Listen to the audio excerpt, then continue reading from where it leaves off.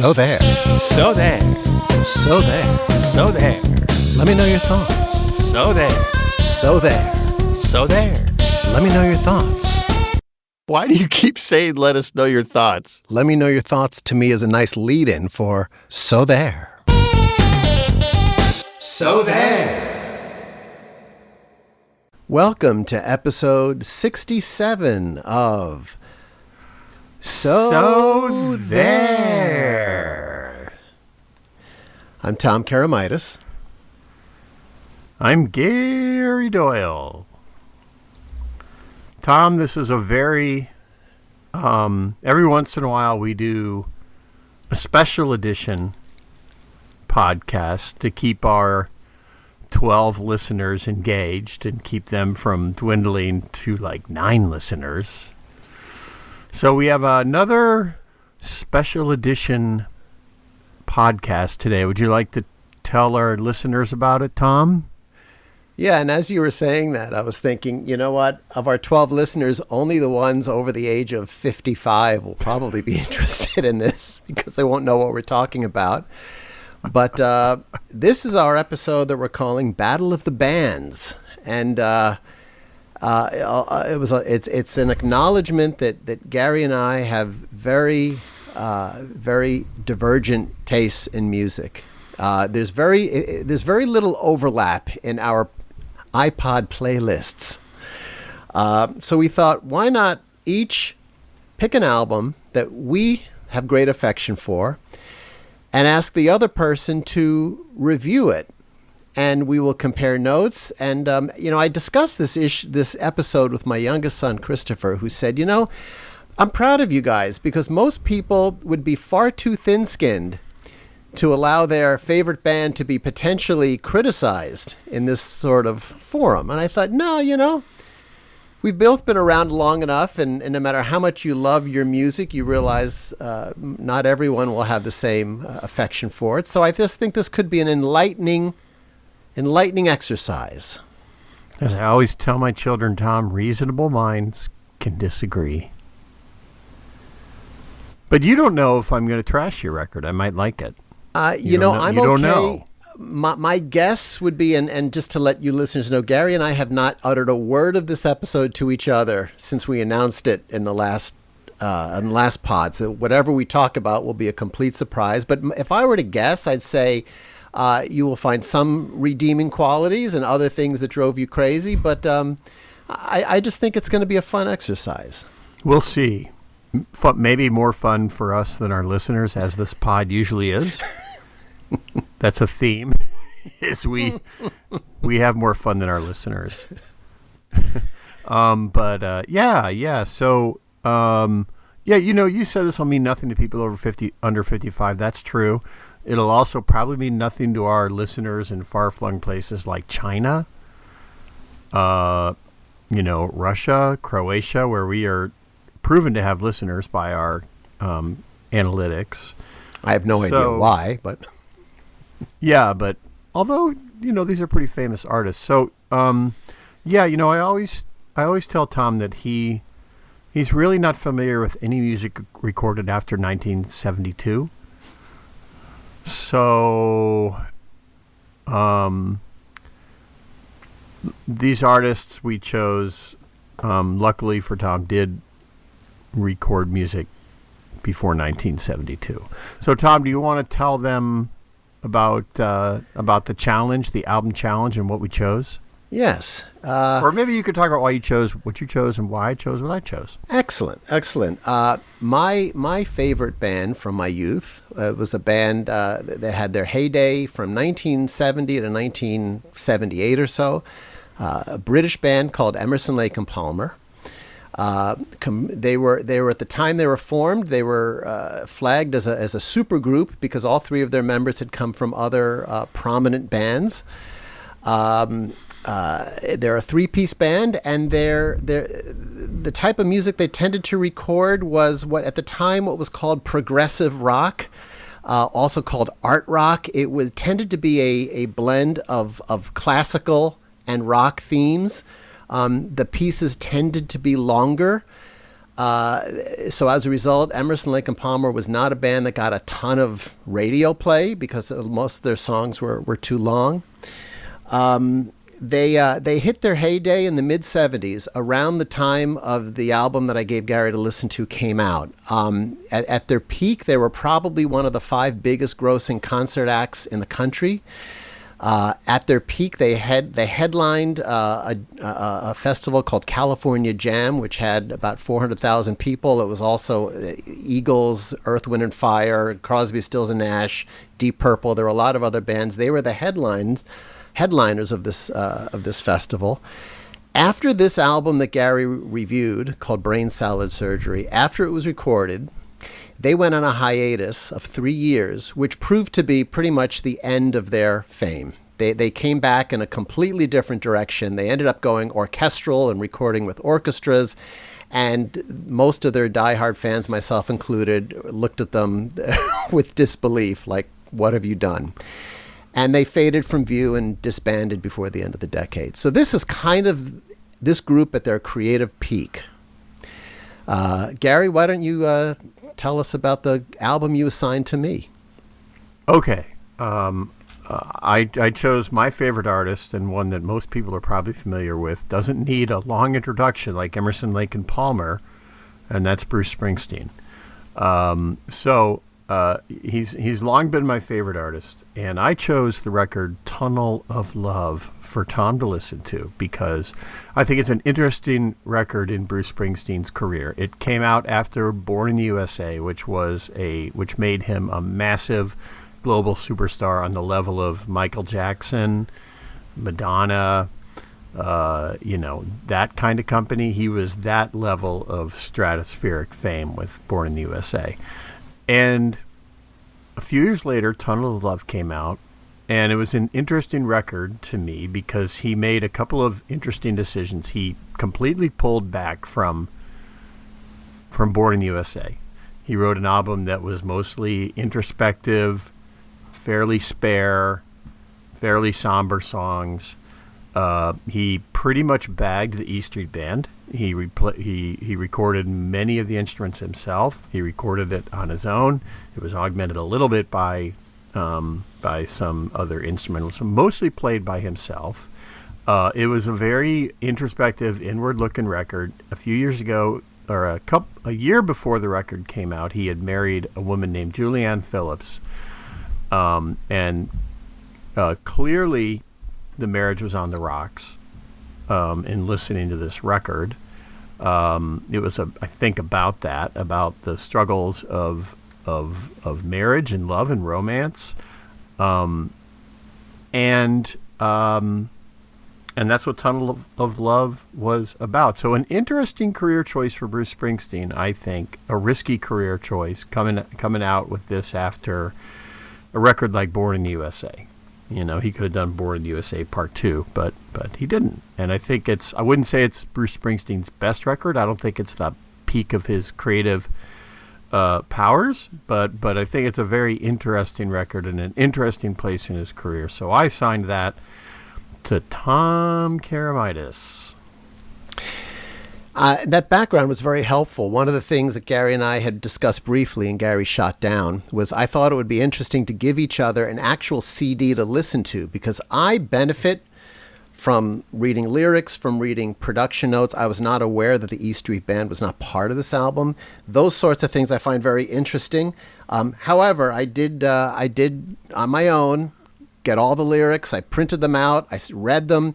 I probably listened to Tunnel of Love probably 8 to 10 times over the last month. And I will say, initially it was because I wanted to sound like I had really thought about these things. But there actually were a number of tracks I quite enjoyed, more so than I would have anticipated. Because my impression of Bruce Springsteen before this exercise was somebody who just tended to scream. The Born in the USA, the kind of the monotonous yelling of that song. And sometimes, unfortunately, the clips they would show in mass media of Bruce Springsteen were those types of songs. I was not aware of how versatile he was and is as a singer and a songwriter. So what I'd like to do first is I'm just going to give you, Gary, some overall comments about the album. I wrote notes on all the tracks. I'd like to probably, as we get further into it, discuss 7 of the 12 tracks that made a particular impression on me. But I thought I'd give you some overall impressions first, and then we can, after I give them to you, we can kind of discuss them and let me know what you think. Does that work for you? Sure. All By the way, this was Tom Karamitis' idea. Everybody knows that I'm the creative director of the pod. However, I'm also a benevolent creative director, and so Tom Karamitis, when he has a good idea, I will grant it. I will say yes, good idea. Let's pursue this. So, this was Tom Karamitis' idea. The first thing I noticed in listening to this album is at times probably the artist that I also like quite a bit that comes closest in my mind to Bruce Springsteen is somebody I like quite a bit named Mark Knopfler, who was the singer-songwriter of Dire Straits, who then went out on his own. There were some songs that kind of reminded me a little of Mark Knopfler's songwriting. I found that Mark Knopfler had a song called Tunnel of Love. Yes, yes, exactly. The strength I found of Bruce Springsteen is as a storyteller and a singer. The opposite side of that is sometimes I feel melodically his lyrics outlive the melodic structure of the song. There are more verses than I feel the actual melody or music can stay up with. I think the layers of story outgrow the limited melody, I guess is what I'm getting at. Bruce doesn't tend to put a lot of bridges in his song. It tends to be the main melody structure repeated over and over again until the story concludes. He is a more impressive vocalist than I suspected. I actually think he's quite a good singer. Gary, you touched on this in your description. I was not aware of where this album fit into his overall catalog, but there is I got an overall feeling of melancholy to these songs, which isn't bad, but it was very consistent. I felt the album had a bit of a slow build. It peaked in the middle and then kind of fizzled a little bit for me with the last couple of tracks. I applaud the fact that Bruce is not afraid to be brief. 3 of the songs came in at around 3 minutes or less, which I thought was really interesting. I admire that in an artist when they feel like, you know what, I've said what I need to say. Let's move on. Another thing that blew me away is his visuals are very stark and also very cinematic. I found myself having mental pictures of a lot of the characters and a lot of the stories and a lot of the descriptions in these songs. His stories also tend to inhabit a very similar world and can get depressing. The texture you just gave me of his relationship breaking up kind of helps explain that. Everybody's hurting in his songs. The vast majority of them are first-person stories, and there's a lot of pain. There's a lot of self-doubt. But those are my overall comments about the album. Wow, Tom. Deep analysis. I agree with much of it overall. Not all of it, but I agree with much of it. I would say you make a fair point that he is. He's maybe a better lyricist than he is. I mean, he's an outstanding songwriter, and he's capable of writing obviously great pop songs and great melodies. But I agree with you. In some ways, melody is not his strongest suit. But he is a very visual lyricist, is what strikes me about Bruce Springsteen, and an excellent lyricist, and very visual. You know, you think of the opening lines of Thunder Road, the screen door slams, Mary's dress waves like a vision, she dances across the porch as the radio plays. I mean, right away, it's like, stuff like that is just very impressive. He is a very visual writer. So yeah, I agree with much of what you said. I did not listen. I did not listen to Brain Salad Surgery 8 to 10 times. I listened to it 2 or 3 times, but that was more than I would listen to this kind of a record. I wouldn't listen to this kind of record at all usually, because Gary Doyle, I will say, I enjoy almost any kind of music. I enjoy rock and roll, I enjoy country, I enjoy hip hop, I enjoy jazz.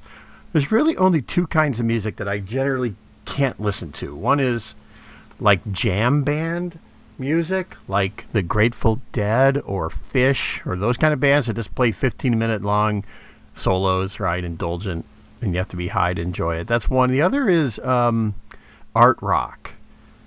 Gary Doyle has always disliked art rock. The Yeses of the world, Emerson, Lake and Palmer. The only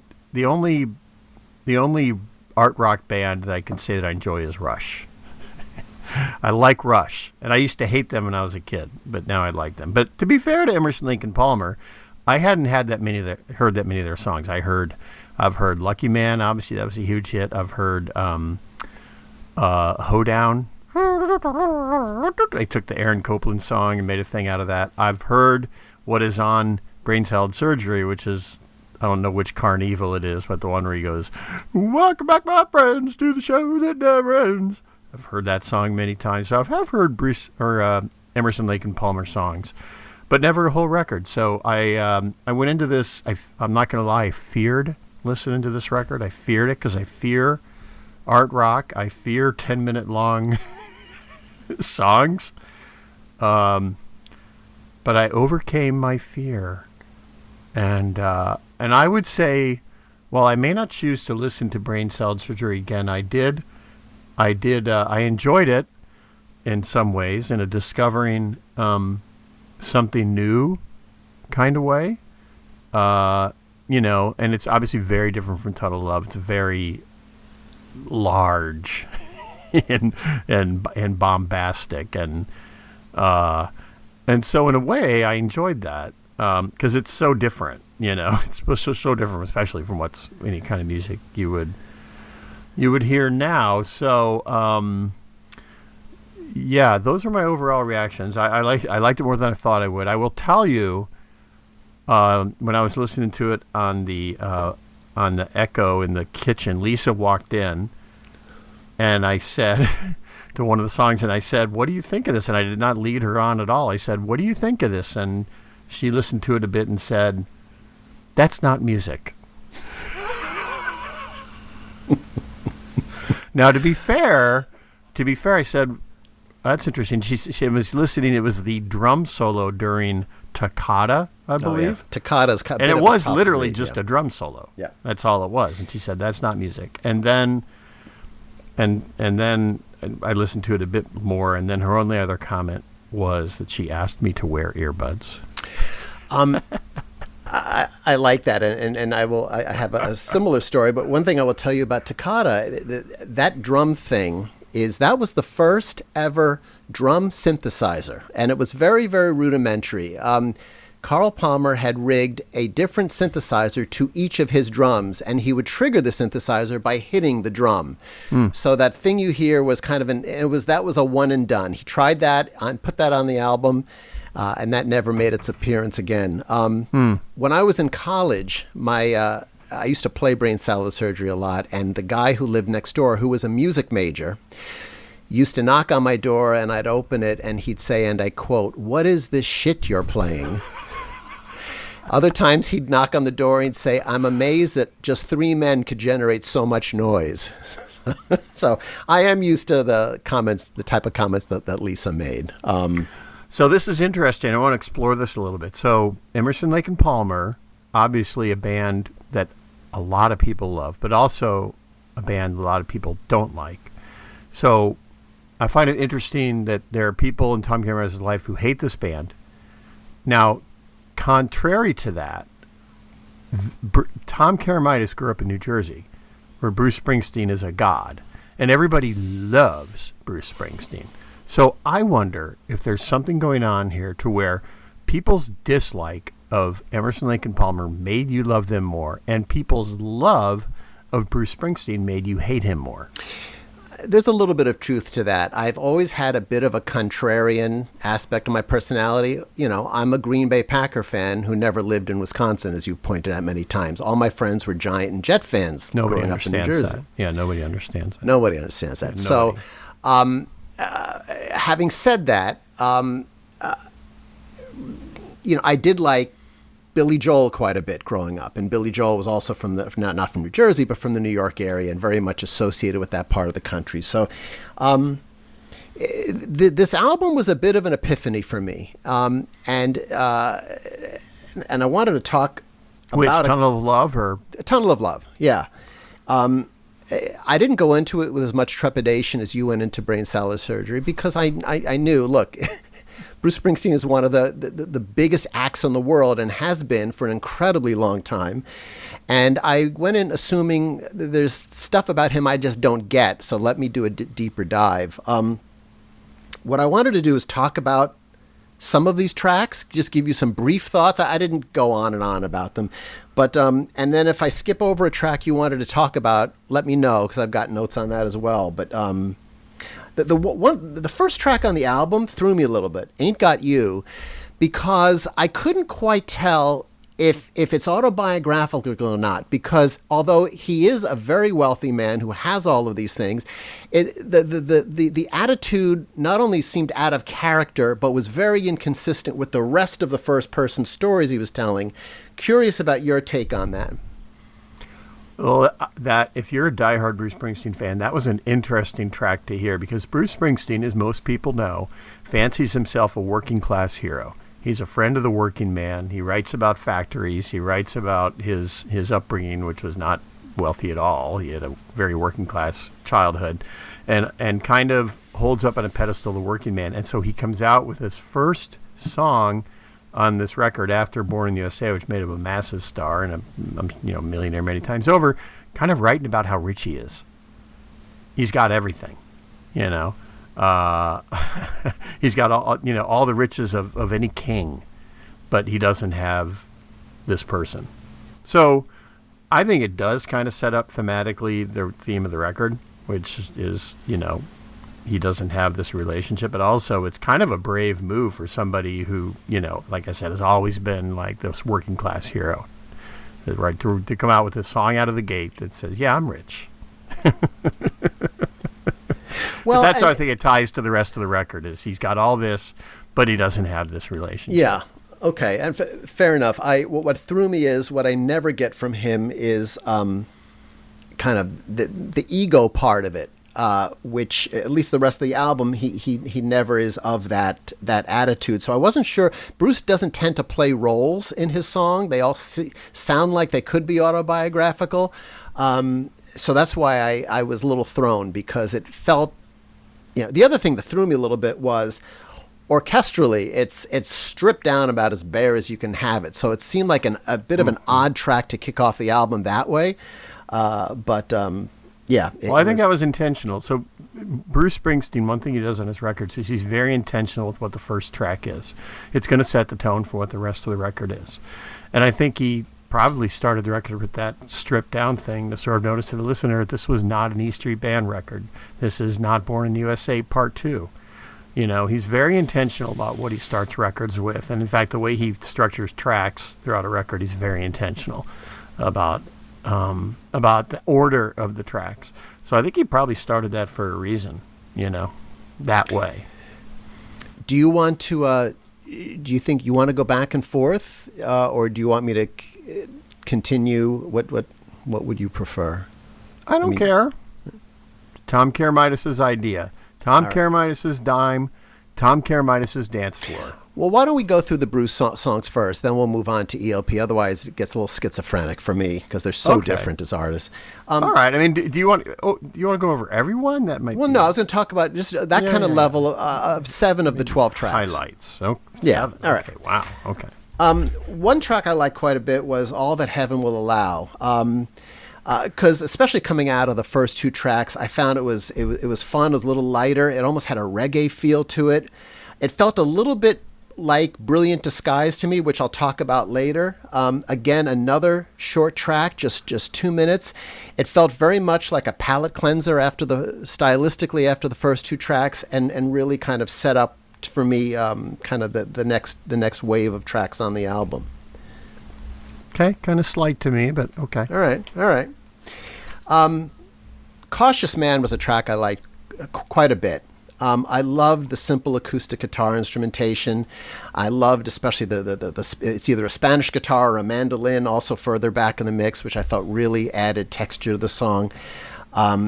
The organ almost had an ecclesiastical kind of feel to it. It just had this kind of, talk about capturing a mood. That song really nailed it for me. It captured the sense of intimacy beautifully, and it was also a very visual story. Liked that track quite a bit. That's a good one. I like that.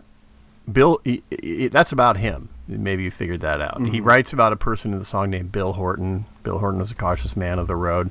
That's about Bruce Springsteen. And it's about his ambivalence with relationships, and about, cautious man, about committing to things, committing to someone. So that's about him. He's writing about himself. Yeah. Tunnel of Love is obviously one of the more well-known tracks from the album. That was one that left me a little flat. And I felt like part of the reason it left me flat was orchestrally. It felt like it was a very much in the 80s synth world to me. It didn't to me hold up and age as well as some of the others. It reminded me, you mentioned before about there was a Dire Straits album called Tunnel of Love. There's a Dire Straits song on that album, I believe, called Roller Girl, which this song reminded me a little bit of. It felt a little bit more slick. I'm curious if this song was designed to be the single on the album. I like the use of a background vocal, which Bruce seems to use occasionally, but not that often. It was obviously a more heavily produced track, which made me think that maybe this was meant to be kind of a more mainstream hit. The slickness to me of the track was a tad out of character, and as I said, it did not. I don't think the track feels a little dated to me because of the choices made with the keyboards in the track. I'm not with you on this one, Tom. All right, talk to me. I think it's a masterpiece. That's one of his, I would say, 10, 20 best songs. It's brilliant. His lyrics. His lyricism at its best doesn't get much better. I agree with you about certain elements of the instrumentation sounded dated. I agree with that. But I think it's a master piece of songwriting, and it is what the whole record's about. That's why he made it the title track, I guess, was that, maybe thought it was the best song. But, some instruments are dated sounding, but I think it's a brilliant song, a brilliant arrangement. The notion of a fun house being a marriage, is really right. And I think it's, like I said, it's his lyrics at their best, Yeah,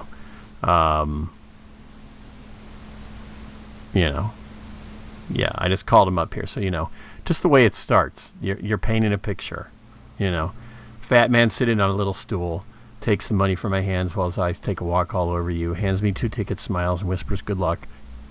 We'll cuddle up, angel, cuddle up my little dove, and we'll ride down into this tunnel of love. So that's like, wow, okay. That's what this record's about, So, yeah. That's okay, Tom. It's okay for you not to like it. But well, what's really interesting about... incredible song. So far, what I'm stuck kind of seeing is that it probably shouldn't be a surprise that I tend to gravitate. Did you lose your ear pod there? No, keep going. Yeah. All right. That I'm tending to gravitate to songs that you don't feel are the strongest ones on the album, given that my tastes are different than yours. All right, you with me? There you are. Yeah, I found my ear pod. All right. Yeah, but that's okay. That's okay. All right. I agree. It's fine. Another track I did like was the one that comes right after it. I like Two Faces quite a bit. It reminds me, and I have very little, obviously, knowledge of his catalog, but it reminded me in a small way of I'm on Fire. I love his vocals. I was, and I'm sure you've been reminded of this too. It brought me back to scenes from Napoleon Dynamite because they used that same organ at one point that pops up in some of the scenes in Napoleon Dynamite.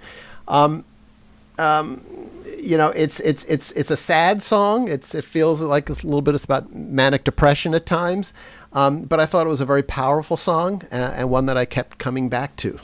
I like that one quite a bit. Yeah. He has battled depression his whole life. You know that, right? Yeah.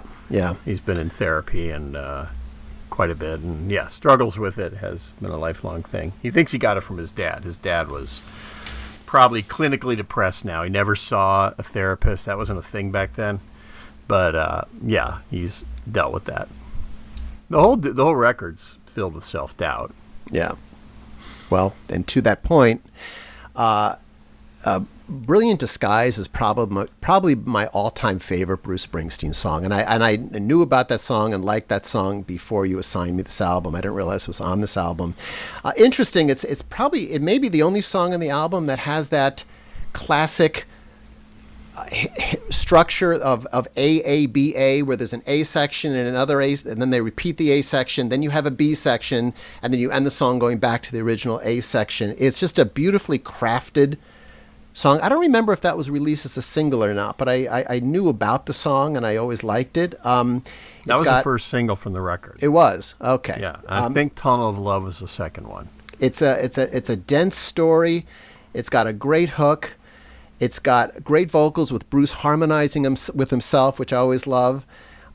It's got an incredibly strong bridge with a part that starts off with now look at me, baby, struggling to do everything right. I love that section, and I love the way it ends. It's really a textbook classic, great song to me. It's probably a song that I will keep now on my own, one of my iTunes playlists when I work out. I just really, really like that song. And I love the way he sings it.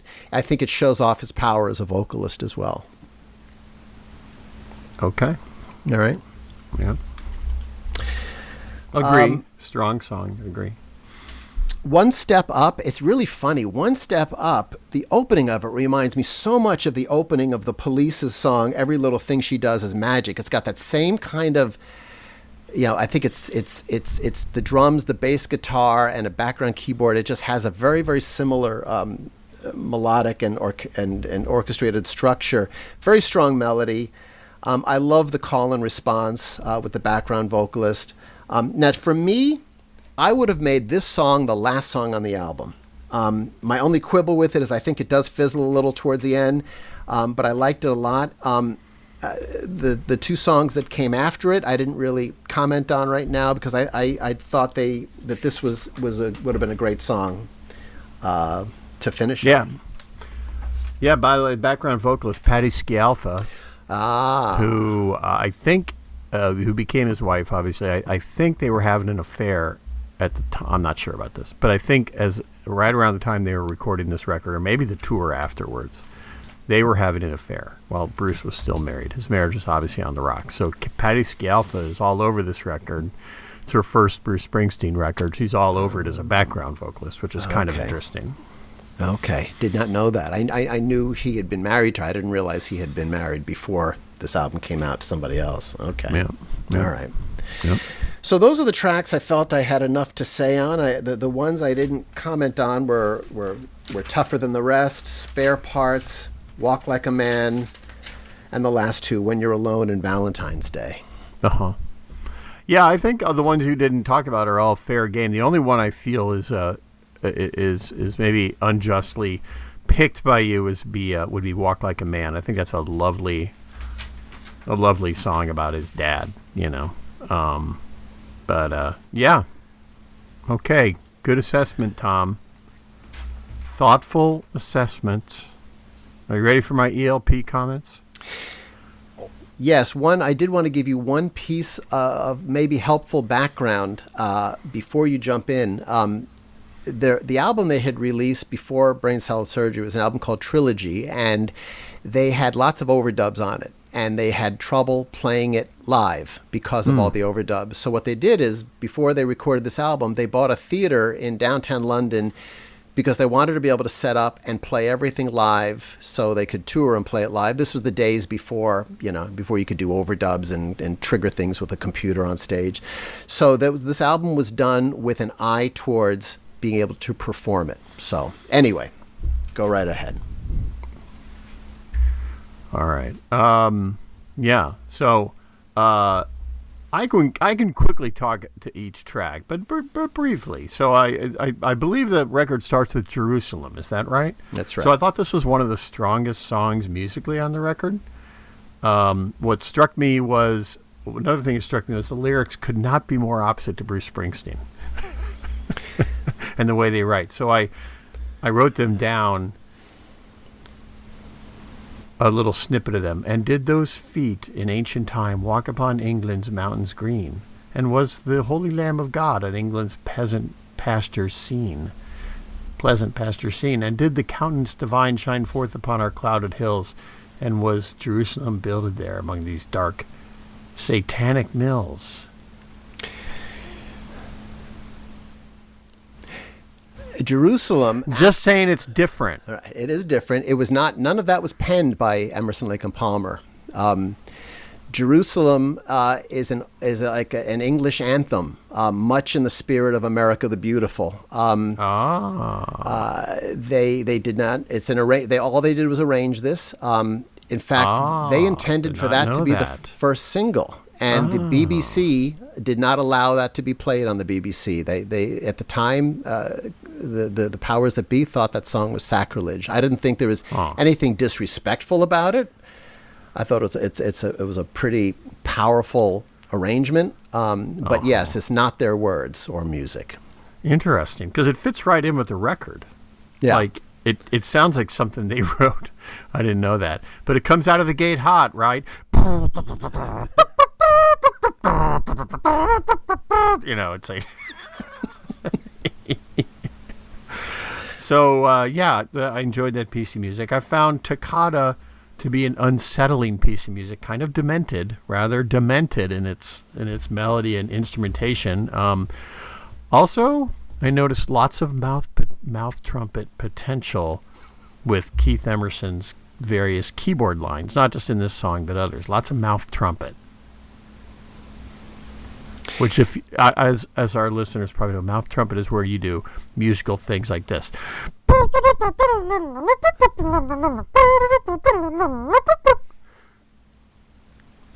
So anyway, but demented song. Yeah. Interesting song. Yeah, that song was it's an adaptation of a piece that was written by a classical composer named Alberto Ginastera, who was still living at the time, and Keith Emerson, having taken heat in the past for not getting permission for doing the quotes, went to Zurich, Switzerland, and met with the composer. And his, when you said demented, the composer said diabolical is what he told Keith Emerson, and apparently that meant he liked it, and he allowed them to use that on the album. It's not an easy piece of music. Frankly, it's probably my least favorite track on that album. The drum synthesizers to me sound like a silly toy now, 50 years later. At the time, maybe it sounded cutting edge. I didn't even notice these drum synthesizers you're talking about. Yeah, I didn't even toward notice the end. them. Yeah. I'd say it was probably one of my favorite tracks on the record just because it's so demented and so like the chords are so crazy.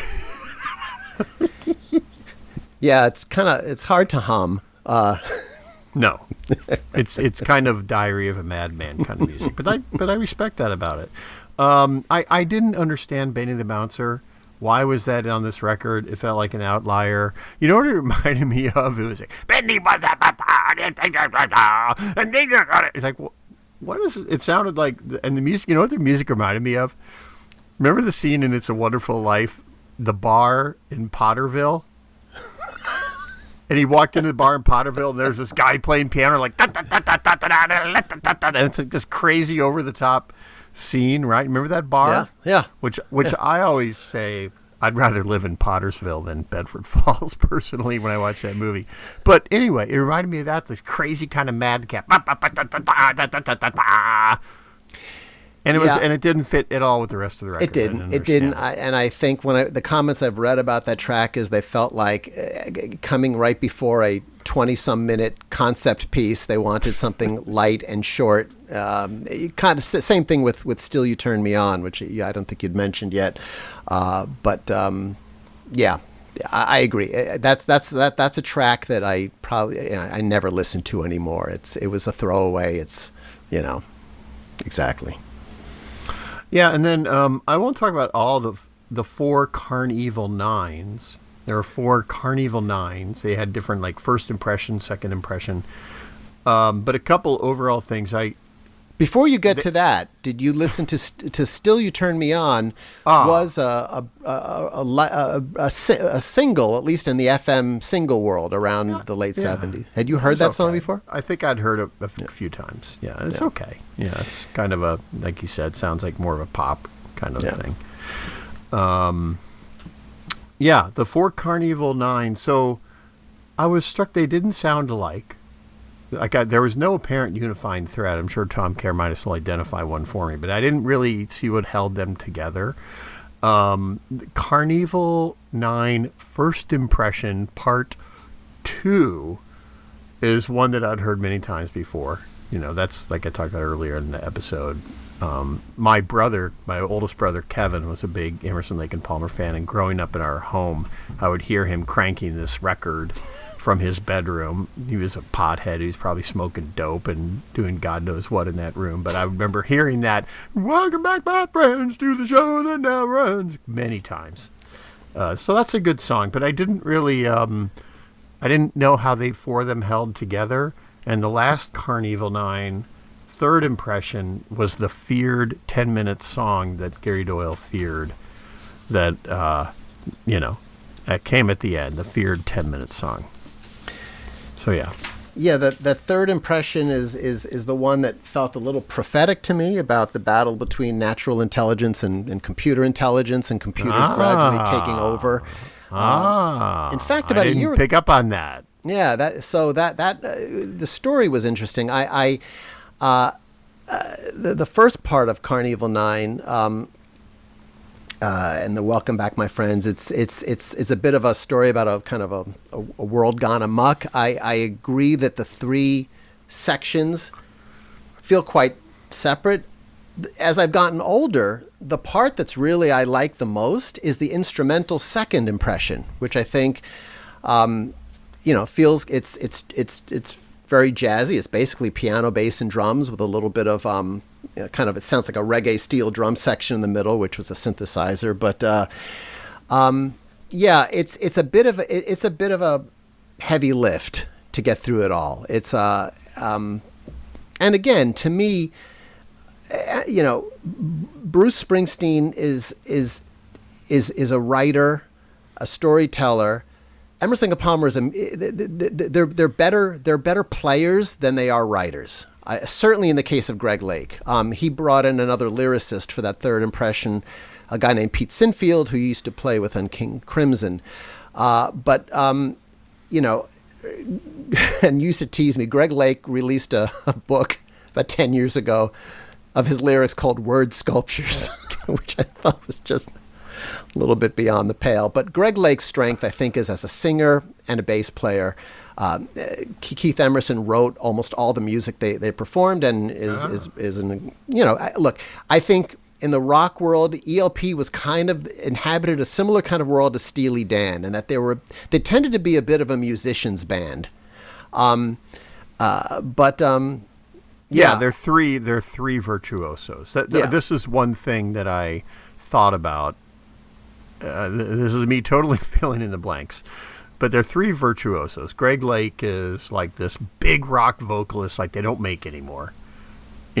Just a giant rock voice, that's a good thing, but that's a very, that's a beast that doesn't roam the earth anymore. That's not, almost true, but you know what I mean. And Keith Emerson, obviously keyboard virtuoso, and his sound maybe this is interesting. I didn't know he wrote all the music, but his sound dominated the record and seems to dominate the band. Like, it's his keyboards that really stand out. Maybe that's because he wrote the music. I didn't know that. And then Carl Palmer's, a great drummer too. Although I did think his drums were oddly a bit low in the mix overall. Like Greg Lake very out front with his vocals. Keith Emerson very out front with his keyboards, and then Carl Palmer drums oddly mixed really lowly, and I wonder if that pissed him off. But the thing that went through my head hearing this record was, well, they're three virtuosos, and I wonder if that's part of what led to them breaking up. That, it becomes this battle of, well, no, the band loves me for my keyboards. Well, no, the band loves me for my singing. Well, no, I don't hear enough of my drums. Like, that's me totally filling in the blanks, but like these three virtuoso musicians, I maybe wonder how long they can coexist, Yeah, no, that's actually there's a lot of truth in what you were saying. Greg Lake positioned himself as the producer of all of their early albums. He positioned himself in the producer's chair, and so as a result, his vocals tended to be very, very big and powerful. It's interestingly enough, Brain Salad Surgery is not like what you said about Tunnel of Love. It's not necessarily your favorite Bruce album. Same thing with Brain Salad Surgery. It's the album that I would share with somebody if they said, "What's this group all about?" Well, listen to this. If we did a part two, I would share something that, now that you've kind of had that introductory, here's another one to consider. But I think that was both interesting that neither one of us picked what we thought was really our favorite. What would you say is your favorite Bruce album, if you had to pick one? Born to Run. Okay. Nothing. Which came out right before this, you said, right? No, Born in USA. Oh, I'm sorry. Okay. Born to Run came out around 1975. Born in USA was 1984, and then this came out, I think, 1987. 87, yeah. What's Tom Karamidis' favorite ELP record? Probably the one that preceded this, which is called Trilogy. It has a song. The one song on it that you'd recognize is From the Beginning, which was a fairly big FM single at the time. Okay. But right. Maybe at some point we'll do a part two.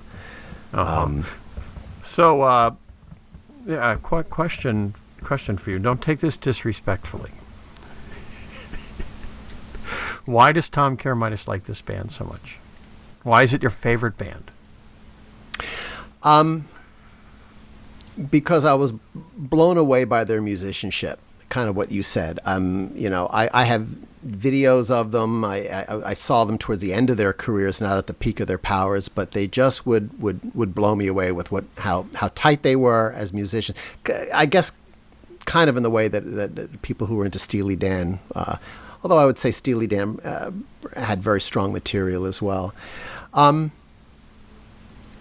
I tended to get attracted more to keyboard-oriented sounds as opposed to electric guitar.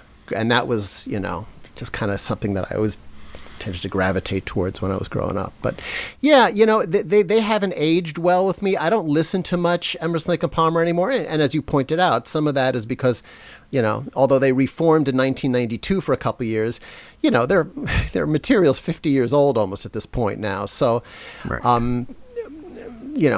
Now Bruce has had an almost unheard of length. The length of his career is almost beyond comparison with anybody else, as far as how long he's been, at kind of filling arenas, basically. Yeah. So, yeah. Now Keith Emerson tragically committed suicide. Greg Lake died, right? Mm-hmm. I did a little research. Greg Lake was apparently a heavy smoker. Keith Emerson was depressed. I don't know if this is why he killed himself, but he was depressed because he had a degenerative disease and he could not play keyboard as well as he used to. I'm sure he had other issues, but and in fact, this was sad to read that fans were criticizing him online because he toured and couldn't play as well. And so they were mocking him, and that affected him. And Yeah, it's terrible. Yeah. I hope you weren't one of those people mocking him online, Tom. No, I wasn't. But the woman, his widow at the time, had admonished, people saying, before people post stuff like that, a lot of, these musicians are human beings. And Keith was apparently quite sensitive to that kind of criticism, and it got to him. Keith had, he had some drinking problems and stuff over the years, rumored, and he was troubled, as you said. But he had an upcoming tour that he was really freaking out over. He felt he couldn't play, and he had already committed to this thing in Tokyo, and then, I guess, in a weak moment, he was living in Santa Monica at the time. Yeah, he took his life. So and Tom Karamitis and I actually met Keith Emerson. Keith Emerson, of course, spent an evening together with him at the House of Blues at an Eddie Money concert. Keith Emerson, I will say, a gentleman. I remember him as a gentleman. I remember him as a good-looking guy. He looked the part of the rock star. When was this? Late 90s? Is that right?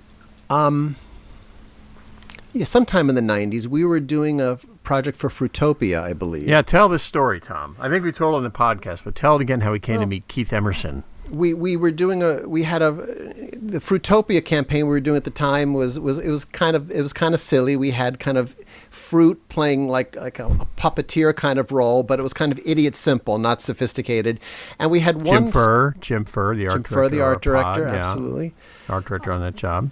Yeah. And we had one where the visuals had a decidedly 1960s vibe to them. And we were thinking, how could we do this? And at the time, I had a kind of an informal friendship with Keith Emerson's keyboard tech, a guy named Will Alexander. And I had it because I was in possession with the master copy of probably their most famous concert, which was something that ABC had aired in the 70s. It was that thing I talked about earlier, California Jam.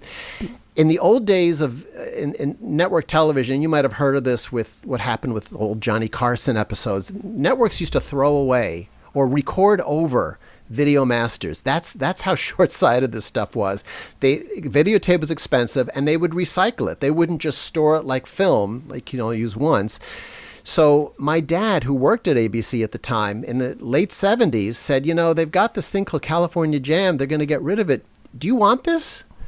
And I said, oh, my God, yes. So he gave it to me, and I held it for all those years. And when I reached out to Will Alexander, I said, I've got this video.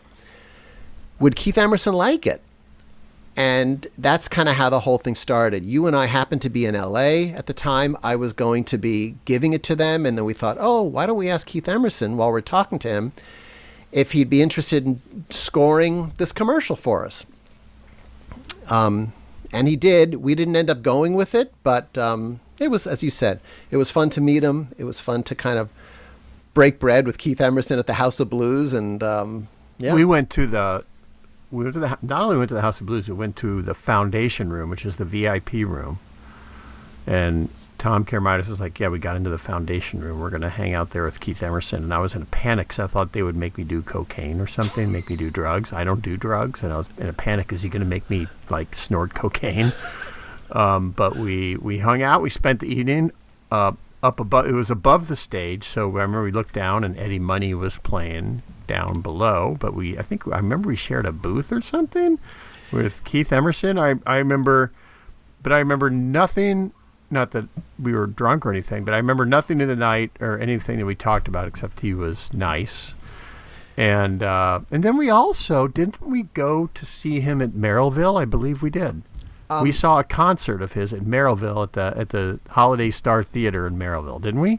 Yeah, I think it was a smaller theater that's near the Rosemont Horizon. No. This was in Merrillville, Indiana. I didn't go to Indiana. I know you, me, and Jim Furr, art director for the pod, saw Emerson, Lake Palmer when they reformed in the early 90s, and I thought it was at the Rosemont Theater. I don't think so. Okay. Well, I think that was at Merrillville. And Keith Emerson, that's why, and he was wearing leather pants. I remember that. And we met Keith Emerson. I forget if that was before the House of Blues or after, but we chatted with him. He was nice, and I remember him being like a gentleman and kind of shy, and So don't remember him drinking. Don't remember him being drunk or anything. Yeah. Do you remember anything we talked about that night at the House of Blues? At the House of Blues, Emerson? we talked briefly about the project. I handed him the videotape, and in my mind, the videotape was like the Holy Grail, and he kind of took, oh, thanks, mate. I mean, it was, it was a bit, it was a bit, I don't know, anticlimactic after the buildup I had given this videotape. I did tell Keith Emerson, whatever you do with this videotape, I don't have any rights to it, so you can't just release it, and 6 months later, they released it. No permission from ABC or anybody else. But on an album they had later on, I was given a special thanks. So I was in the liner notes for a latter day. Nice. Yeah. All right, well, Tom, cinema verite here. Real life is happening. I just had a plumber show up at my house. That came earlier than I thought he would. So we have to wrap this up. All right. This has been a delight. It has been a delight. We'll hear about your plumbing escapades on the next episode. And until then... Yes, apologize for the abrupt exit, but this has been enjoyable, as was Emerson Lake Palmer's brain salad surgery. And until next time, for Gary Doyle, this is new Bruce Springsteen fan Tom Karamitis saying, So there.